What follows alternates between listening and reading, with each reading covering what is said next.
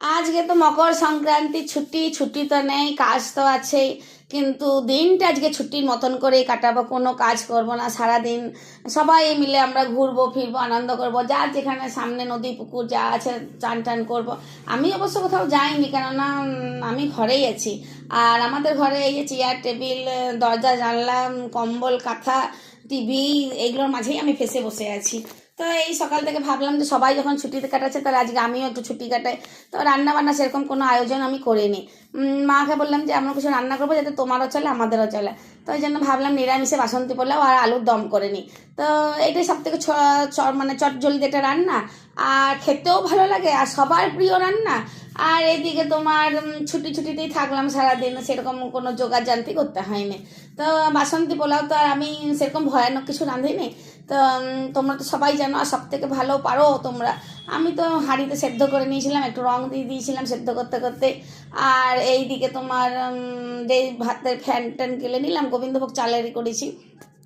ফ্যানটা গেলে নিয়ে তার মধ্যে দেখতে পাচ্ছ কিশমিশ চিনি সব দিয়ে দিয়েছি, আর ঘিটা গলেনি তো ঘিয়ের শিশিটাও দিয়ে দিয়েছি যাতে ঘিটা গলে যায়। তারপর কড়াইয়ে তোমার ওই এলাচ আর লবঙ্গ একটু ফোড়ন দিয়েছি, তাও ভিডিও করছি বলে দিয়েছি। না তো আমাদের ঘরে কেউ গোটা গরম মশলা খেতে পছন্দ করে না, তাতে লেগে গেলেই সবাই রেগে যায়। তো ওই জন্য একটু কাজু বাদাম ভেজে নিয়েছি, তাও কাজু বাদামও কেউ ভালোবাসে না। আমি ফ্রাইড রাইস আর মানে এই পোলাও ফোলাও এগুলো ছাড়াই বানাই, শুধু চালটাই খাই ঘিয়ে ভাজা দিয়ে। যাই হোক, এটা করলাম, ঘিয়ে টিয়ে ভেজে নিয়ে কড়াইয়ের মধ্যে দেখতে পাচ্ছ গোবিন্দভোগ চালটা দিয়ে দিলাম। আর এদিকে গোবিন্দভোগ চালের গরমে চিনিও গলে গেছে, নুনও গলে গেছে, ঘিও গলে গেছে, সব কিছু দিয়ে বেশ ভালো করে নেড়ে ছেড়ে নামিয়ে নিলাম।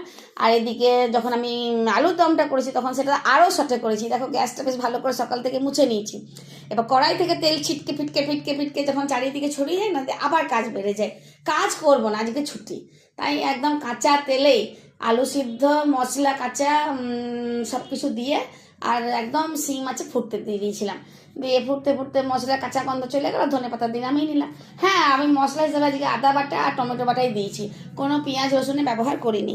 আর পরিমাণ মতো নুন চিনি জিরে গুঁড়ি ধনে গুঁড়ি হলুদ, এগুলো তো সব জানোই, এগুলো দেওয়া আর বলার কিছু নেই। বারবার বলতে বলতে আমারও খুব খারাপ লাগে। এই আমি আর কি এমন কিছু রান্না করছি। তো এইটা হয়ে গেল আমাদের রান্না। এই যে গরম গরম পরিবেশন করে নিয়ে নিয়েছি। যদিও তোমার আলুর দমটা ঠান্ডা হয়ে গেছে, কিন্তু পোলাওটা ভাগ্যিস একদম এখনই রান্না করে এখনই খেতে বসলাম। তো খেতে দুর্দান্ত লাগলো। তো ছুটির দিনে এর থেকে ভালো রান্নার কিছু হয় না। আমি জানি আজকে সবাই তোমরা পিকনিক করবে, খিচুড়ি আর কষা মাংস তো একদম মকর সংক্রান্তি স্পেশাল খাবার, কিন্তু আমার ঘরে সেটা হয়নি। আমিও ছুটি নিয়েছি, এই বাসন টাসন সব ধুয়ে নিয়েছি, দিয়ে এখন ঘরে বসে আছি চুপটি করে। তোমাদের সাথে কথা বলাও শেষ হয়ে গেল, দেখো আমার সব কাজ শেষ। এবারে বসে বসে